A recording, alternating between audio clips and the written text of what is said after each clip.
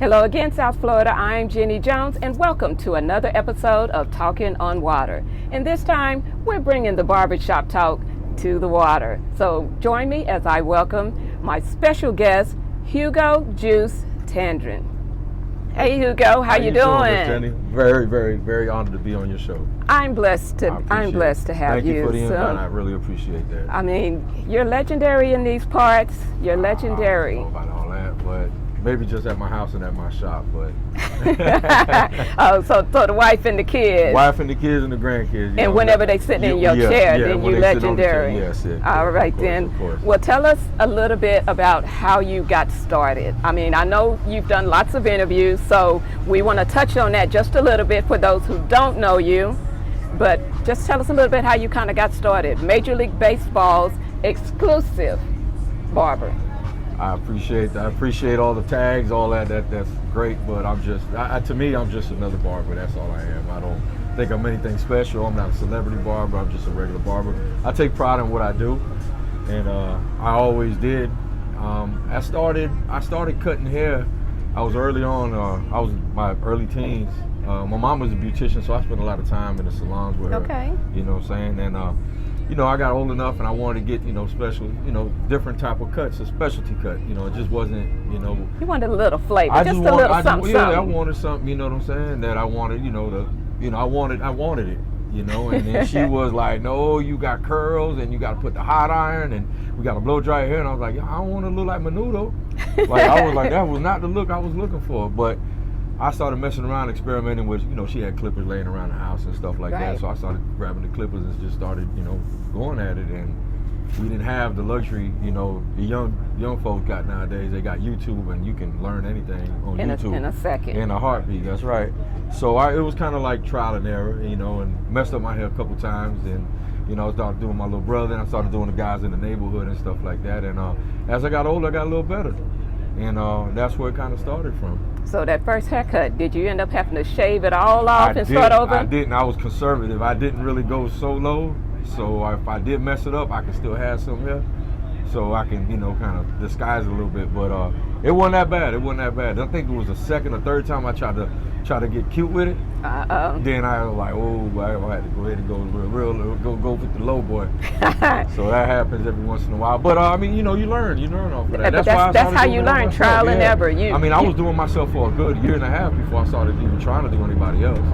But what interested me more so, well, not more so, because it's a profession that you went to school for. And also, I don't know if you knew this, but I also used to be in the hair industry. I did not know that. I probably did it for maybe like 20 years. Oh, and wow, I did maybe 20 years. That's a long time. Long time. So maybe like 20 years, and then I did a little stint behind the scenes with hair and makeup at the television station. Okay. So I felt a little bit of some kindred spirit, and I said, I like him, and I want to talk to him. And I said, if you look, we had the connection. Look at the flavor. Look at the flavor. Well, he came with the fashion, because on this show, we're talking food, fun, fashion, the culture, you name it, and he brought all of that in one package. I gotta shout out my guys over at Fly Supply. You know what I'm saying? Like, they always keep me dressed and fresh. So shout out to my guys over at Fly Supply, Reggie, Cappy, G, Rick. They're my guys. They always keep me in. That's family. So always a shout out to Fly Supply, because I stay fly with them. Well, what about me? What about we talk to them, and we gonna have to invite them over here. They definitely need a spotlight. You know what I'm saying? Like, these guys been putting in work for a long time. These are great folks. You know what I'm saying? Black-owned company. I mean, I've known them since they were young kids. So, I truly feel like they family. Like, it really is. It's family over everything. FOE.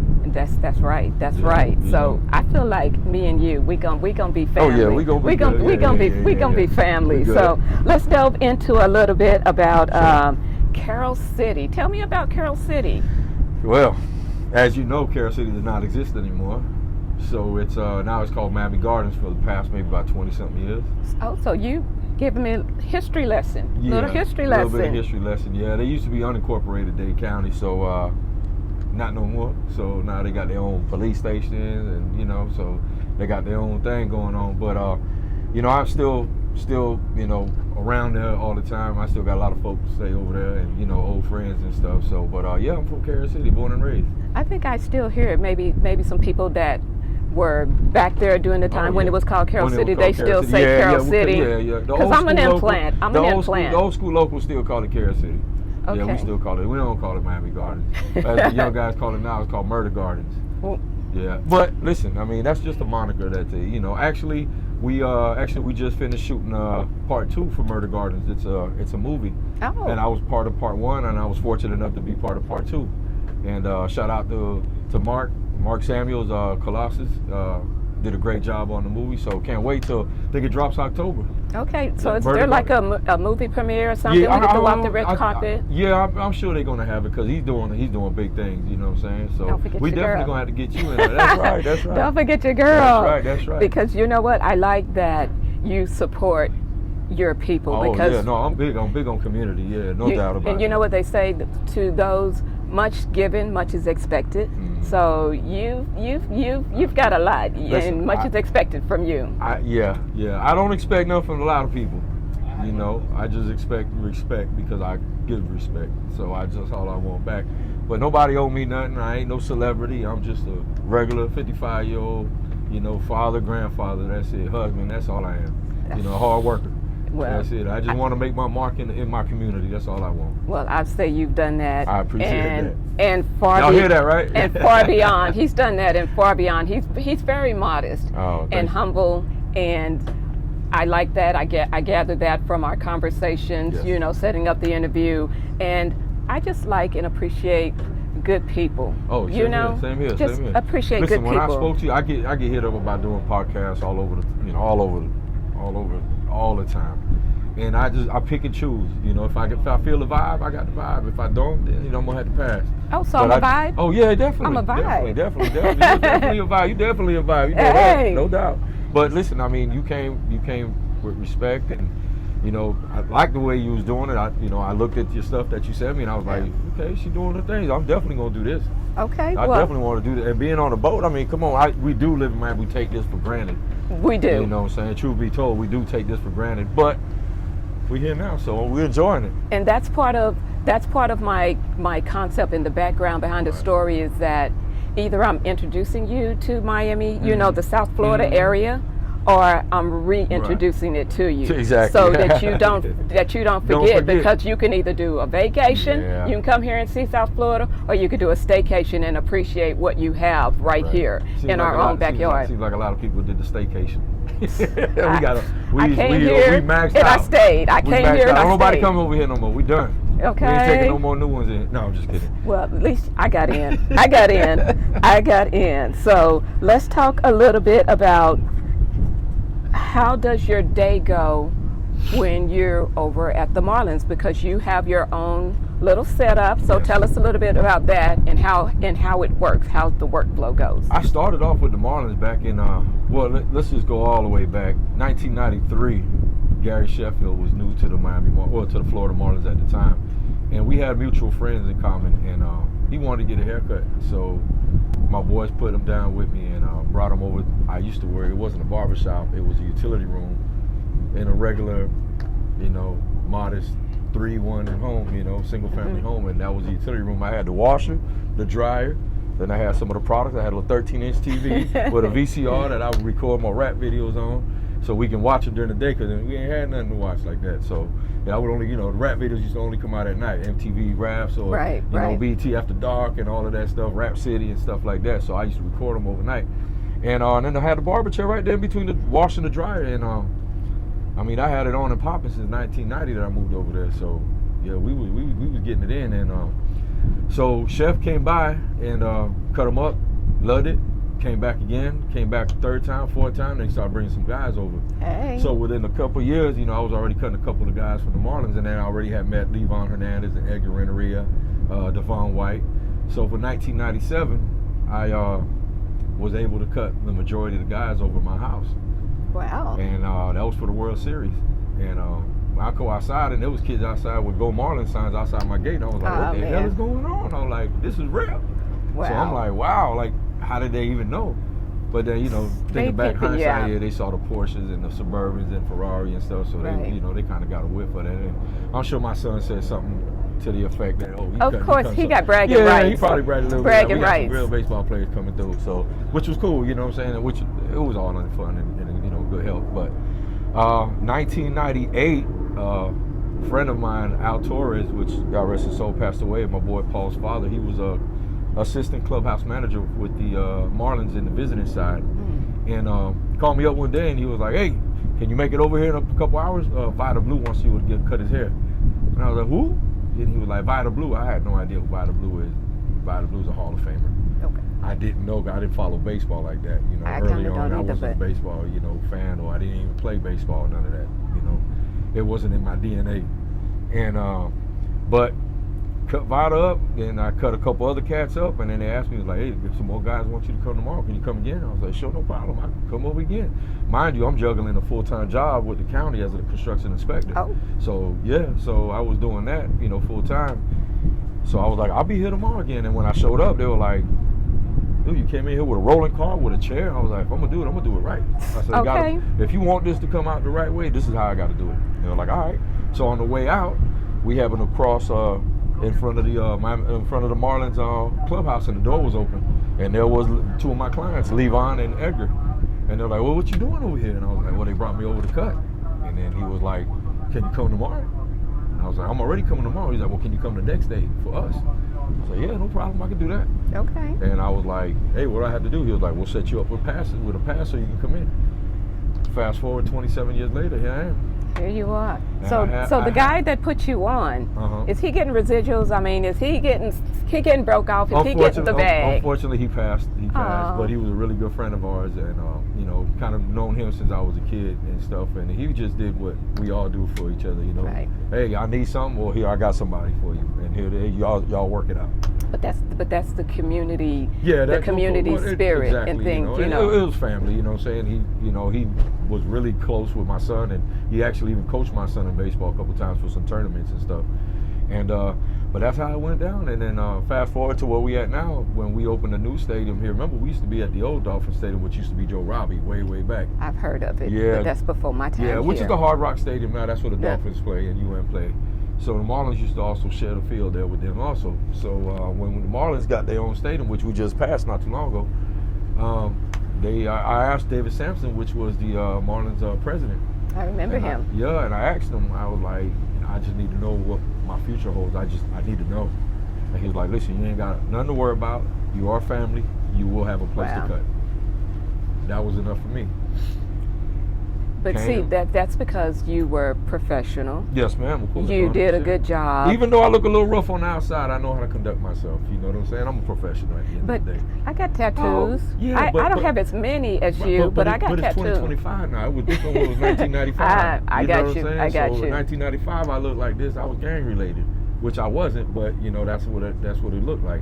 I get you. I get it. Times change. You know what I'm we evolve. We evolve and things become normal. You know what I'm saying? Right, this is normal. So how many tattoos do you have? Do you know? I have no idea. I have no idea. A funny story, because Jose Fernandez, I don't know if you know who Jose Fernandez is. Of course I know. Yeah. And we're getting to him, but go ahead. So when I met him, first thing he asked me, he stood over me, and I was like, "Who is this big old kid?" And I hadn't even heard him talking, and all of a sudden he started speaking that Spanish. I was like, "Oh, so he Cuban?" And somebody told me, he said, "Man, that's the young phenom we just got." He had two big old fat Cuban link chains. I was like, "Who is this?" And started talking to me. He stood right over me when I was cutting. He looked at me up and down, and I was like, "What's up?" And he was like, "Hey, man, how many tattoos you have?" His broken English. And I was like, "What?" Right. He said, "How many tattoos? Do you count them?" I was like, "Nah, you don't count them." He was like, "Why? Is it bad luck to count them?" I was like, "I don't know if it's bad luck, but I ain't never count my tattoos. Like, that's just something we don't do. We just get them and call it a day and keep going." Is this the same guy that does all of your tattoos? No, unfortunately, no. I wish it was, but no. There's about maybe 4 or 5 different artists on me. I mean, I remember I started in the late 80s with it, so, know, before there was even, I think there was only 2 tattoo shops around at that time. Oh, okay. Because it was really regulated at that time. It wasn't like wide open the way it is now. I mean, you're talking like you're just really old. You just kind of Well, started. I mean, you just kind of started early. I mean, I am old. Don't break out the AARP card yet. No, but listen, somebody told me you can't be an OG without that white.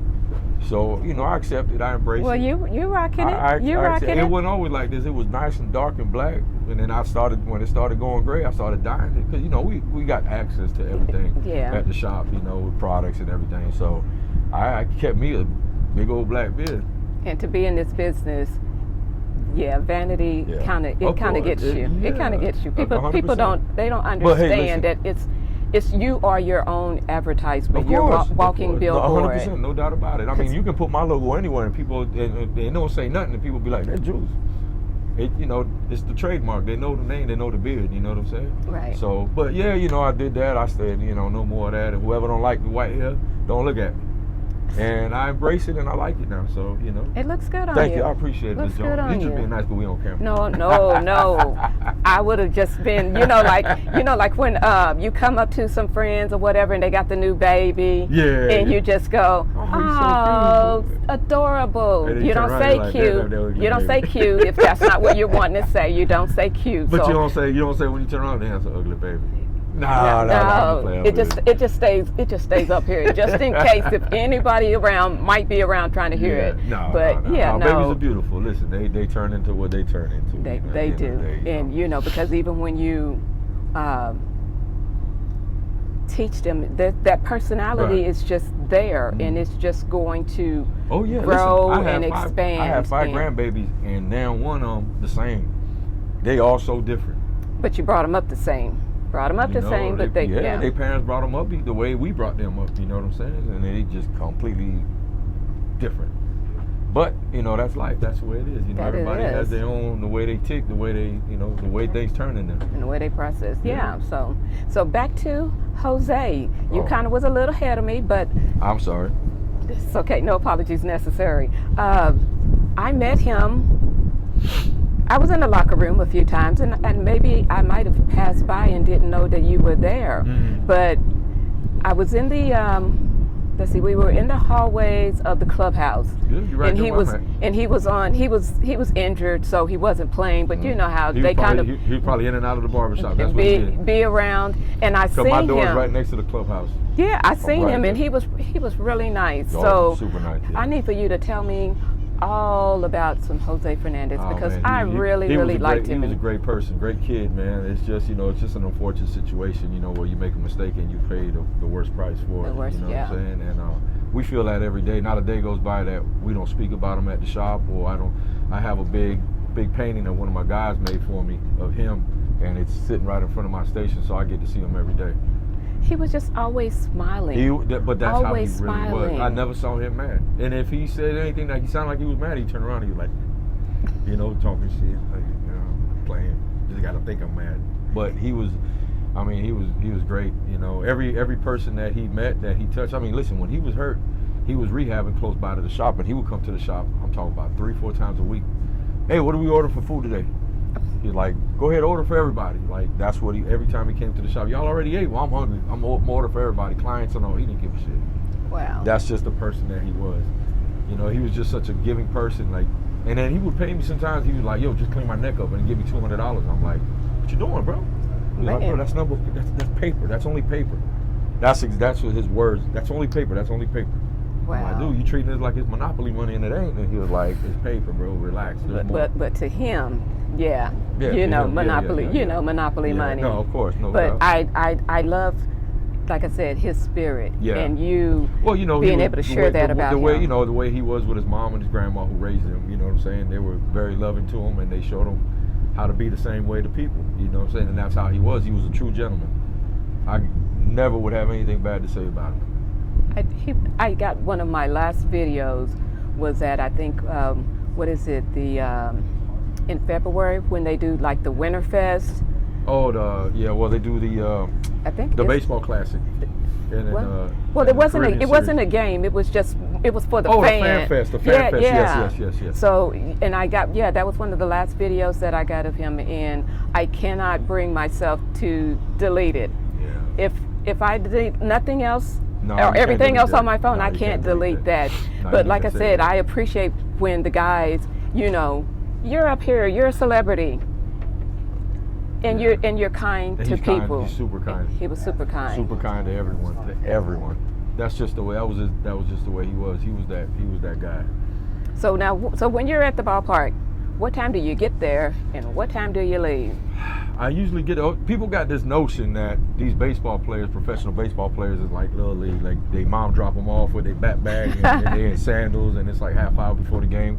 Ain't nothing like that. If they got a 7 o'clock game, these guys usually start rolling in about 12:30, 1 o'clock. Wow. Yeah, I mean they got a lot of things to do. They got to review film. They got to look at different strategies, and they got they got stretch, they got lifting, they got meetings. You got infielders got meetings, pitchers got meetings, outfielders got their own meetings. So it's very elaborate. Very, so very when do they have time to come and see you? In between those times. Yeah, so I'm usually out of there by game time. So if the game is at 7 o'clock, I'm usually out of there by like 6:45 because I know nobody else is gonna come in unless I have to stay for somebody like in the front office or something. And how many are you squeezing in that time frame? I would say about 7 to 10. Wow. Yeah. And that's both locker rooms, yes, both ma'am. sides. Yeah, because I'm in a neutral spot where Marlins guys and the visiting side can both come in at the same time. Okay. And there's been instances where a pitcher had hit a batter and they were both in there the next day together. I was like, oh boy. You felt like you might have to referee? Yeah, I was like, I'm out there. I'm big boys. I ain't getting in the way of this. Okay. Well, tell us. But that's just the game. That's just the nature of the game, though. And in the moment, I would dare to say There's once a you lot of kind of had a time emotion, to sleep on it, then you're kind of good. Yeah, exactly. You get that cool down period. And you don't feel a little bit of okay. I think I read somewhere that you are beholden to the Marlins, so you don't feel some kind of way when you kind of have to cut the opposing team's hair? Not at all. It's all professional. It's all business. Not at all. It's all another business. But they know where my heart lies.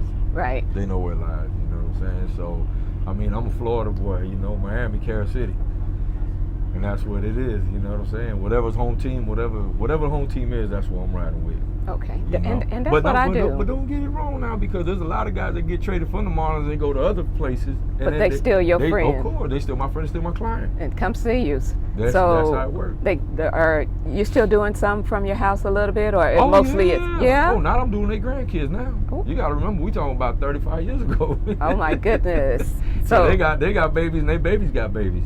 Wow. So I still got clients that I was cutting when I was about 19, 20, that they about 49, 50, 51 now, and they got their kids, and now they got their grandkids. Wow. Yeah. Generation and generation. Barbers are generational people, we grow up with our clients, you know what I'm saying? Yeah. And that's just the relationship, that we build with our clientele. They're not clientele, they're family now. Yeah. And you hope that, because I know on the beauty side, for me, it was people that I thought were friends, and when you can't get them in. Yeah, but what? My booking app does that for me now, so we ain't gotta. We don't got no explanation no more. You gotta book through the booking app and then figure out what you want and then put it in, and then I got you. So what's the VIP treatment? I mean, VIP treatment is anything after hours or before hours. Oh, okay. You know what I'm saying? Where I might be booked that whole day, and then they need it that day, and then I'll make space some way, somehow. If not, then I'll get them at the end of the day. And it's just I thought it was some extra shaving cream or something. But the VIP treatment comes for everything. Oh, okay. It's all encompassing from the time you book your appointment to the services that you're getting. To what you're listening on the TV, to the conversations you're having, to the coladas that we serve you when you're there. Oh. Yeah, I mean we get it popping. Right now I'm down 2 barbers right now. It's been a little tough, I ain't gonna lie, but we still good, and our clients are still there with us. They need a haircut. Yeah, no, that's the good thing about this industry. They may end up having to cut back a little bit, but they can't cut you out altogether. No. They cannot. No, and then there are some guys that are stragglers that they'll just go to wherever.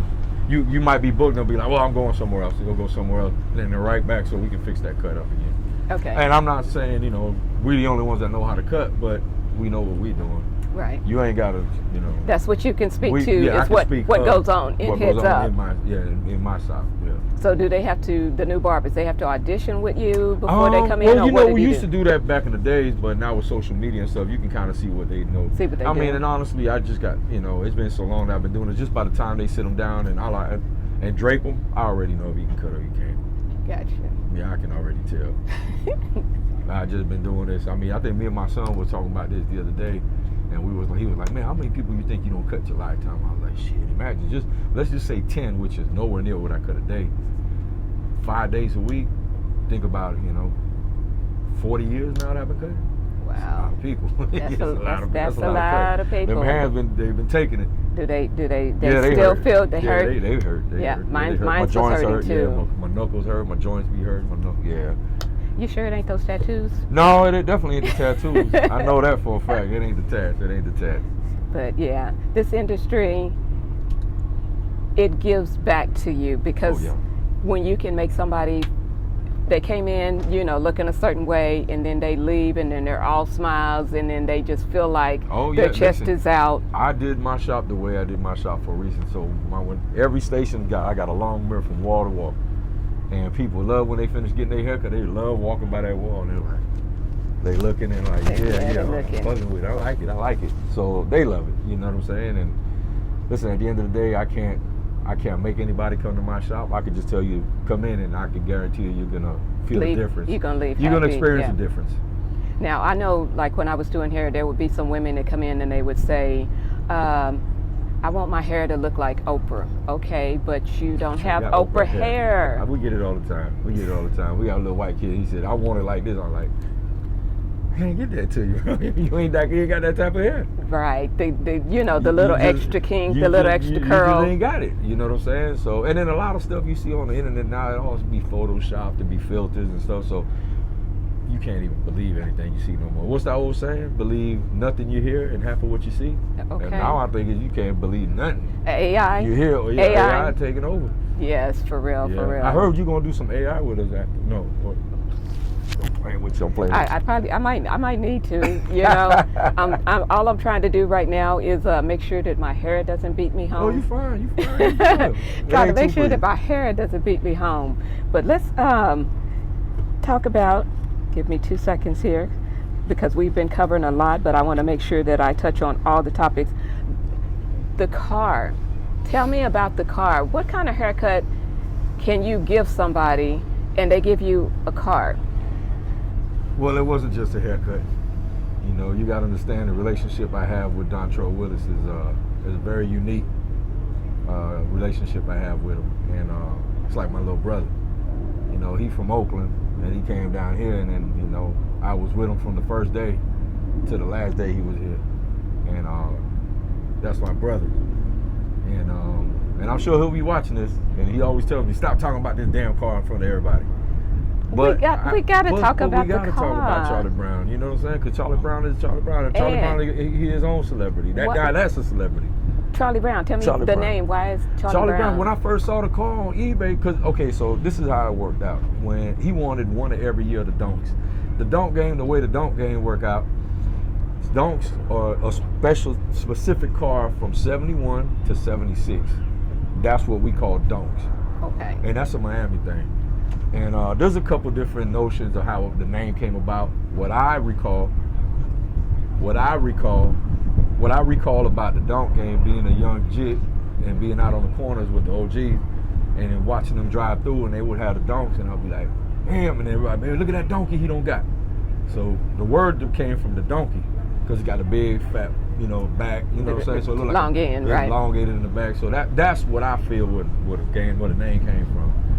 But so he liked them, and we found him a 75 convertible. We found a hardtop 71, and I found that 74, and I sold him 74. I said, hey, look at this one. He was like, that's what that is. And I said, that's a 74. He like, and it's good? I was like, well, shit, I mean, we got to find out. I mean, if you want me to put a bid on it. And I told him right now it's at 15. And I said, got 2 more days or something like that. He was like, yeah, go ahead, go, do it. So, you know, we bid on it. You know, he really wanted the car. And I just kept talking about it. And man, look how I got all the trim. And I kept looking at the video. Man, there's one owner, man, like the dude passed away. The car's, you know what I'm saying, in immaculate shape. Like it's in a temperature controlled garage. Like it's a summer car. You know, up north it's a summer car, weekends only. So that car hardly had any miles. I think I got it with like 62,000 miles. Wow. And so when we got the car, we won the bid. I told him, I said, man, I was so excited for him. I said, we got the bid. We won the bid. He like, yeah. He like, yeah, we got the bid though, bro. And he was like, what we want to do? I said, no, it came out to 20. We won, you know what I'm saying, because I know how to bid on it, so we won it for 20 grand. That's what it came out to, you know, the whole thing with taxes and all. And he said, go ahead and put that under your name for right now. I said, it don't make no sense to put under my name. Then when you get over here, you got to pay again to go ahead and put under your name. Exactly. I was like, man, you won't do that. He was like, man, just put it under your name, bro. I was like, Trell. He like, I got to go. Next day, I said, hey, we got to send this info in to send me what you want me to put on the car. Like, the address, the name, you know, how we going to get this? He was like, bro, that car's for you, bro. I was like, what? Wow. He said, you said you never had a convertible, so there go your convertible. I was like, he said, I appreciate everything you do for me. Wow. To the heart. That's right there. That's family. Yeah. That's family. Because he probably kind of knew all along that he was trying to do it for you, but he couldn't tell you. He couldn't tell you. Maybe. But that's and then like I said, Charlie Brown took you know, he took shape, and Charlie Brown is what Charlie Brown is right now, and I love it. So can I get a ride with Charlie Brown? Of course. You just can't drive by yourself. Oh, okay. No, I don't let nobody do that. You know, my brother lets me do stuff, but that's okay. We graduating to that now. we'll graduate to that. Wife ain't never drive a car either, so don't feel bad. Oh, for real? No, nobody. Oh, okay. Well, just me I and guess I'll just be satisfied with a ride. So, yeah, for sure. So you're a car connoisseur as well, then? A little bit, yeah. So I think you told me that you do some car shows. Yes, ma'am. I do. Yeah. That's your free time. That's my free time. As of now, I mean, it never stops. It's all year round. I'm, you know, trying to gather up sponsors and stuff like that, and just to, you know, to make the event, you know, make the event better. And I just completed this January 1st, completed my 10th annual. Wow. And that's a big stepping stone, because to be doing that for 10 years and never have an incident, an accident, an altercation, any arguing, you know, nothing. Everything's been number love. So it's the first of the year. We start the year off on a good note. So the games. Do you actually sit in on some of the games, or do you so tired you have to go? Honestly, it ain't even that I'm tired of. I'm just like over it. Okay. It don't excite me no more. Yeah. It just don't excite me anymore. I mean, I've been through it my whole life already, pretty much. You know, for 27 years. I'd rather just, you know, fight the traffic and get home. Got you. What I'm saying? Well, all right then, Hugo. I had so much fun. I did too. I appreciate it. I had so much fun. We'll definitely have to do this again. Well, maybe we'll do it in Charlie Brown. Okay. Yeah, because I got another show. It's called... Sound like a bet. I have another show, and it's called Keeping Up with the Joneses. So we're going to keep up with Charlie Brown. Okay, we're going to do that. So, Hugo, thank you so much again. I appreciate you have a blessed above your eyebrow, and I've been the one that has been blessed. So I definitely appreciate you. Listen, for everybody out there, Heads Up Barbershop in Miami Gardens. We got Heads Up Barbershop too in Pembroke Pines, and then the Marlins Heads Up. So we got a couple places. My Instagram is Juice Heads Up with a Z, and shout me out, man. You know what I'm saying? Come by, come see me or one of my guys, and I guarantee you won't be disappointed. And that goes for everybody. And you know, peace and love, and God bless the world, and hopefully the world becomes a better place for us to live in. I think it is a better place with you, just because of you. Thank you so much. Thank you. All righty. This ends this special segment of the Barbershop Talk with Hugo Juice Tandron. So thank you again for joining us and joining in on our Barbershop Talk. So keep an eye out. We'll be back with you soon with our next show. I'm gonna go lay out and get some sun. All right then. Thank you. Thank you.